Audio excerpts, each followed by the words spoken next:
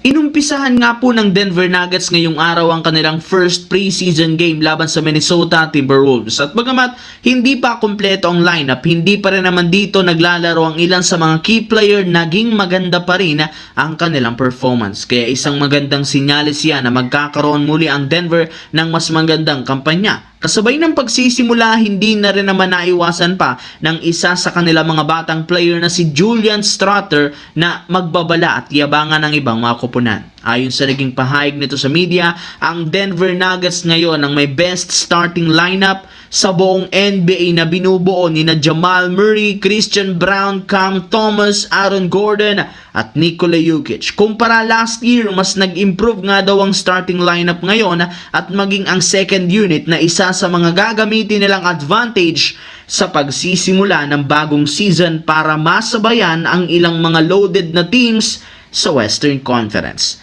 Samantala, maliban nga po kay DeAndre Ayton, may ibang mga malalaro rin naman ng Lakers na nagkaroon ng napaka hindi kagandahan ng performance. Kabilang dyan si Dalton Knecht na nagtala lamang ng 6.6 rebounds sa kanyang 2 out of 10 shooting.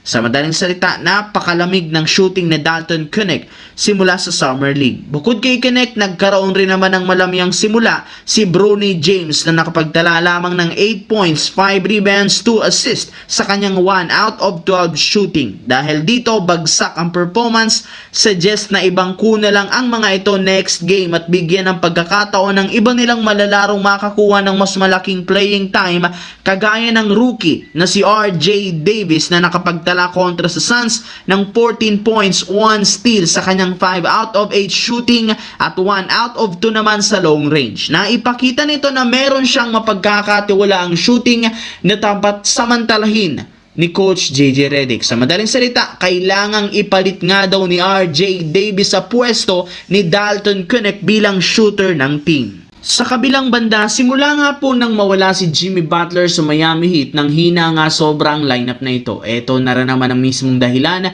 bakit wala ni isang analyst sa NBA ang naniniwala na magiging competitive sila sa East.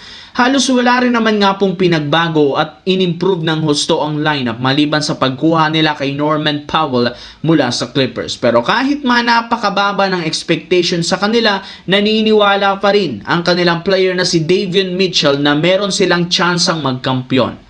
Ayon sa naging pahayag nito, matapang nga niyang sinabi na ang goal ng Miami Heat umabot sa NBA Finals. Hindi lamang sa pagpasok sa playoffs ang gusto nilang gawin, bagkus gusto nilang magkampiyon. Meron nga silang sapat na player para makuha ito, kaya kailangan na lamang nilang gawing panatilihing healthy ang lahat at maging competitive lalo sa Eastern Conference. Sa madaling salita, malaki ang paniniwala nito at sa Miami Heat nakakayanin nilang gumawa ng kasaysayan at history nang walang sumusuporta sa kanilang koponan.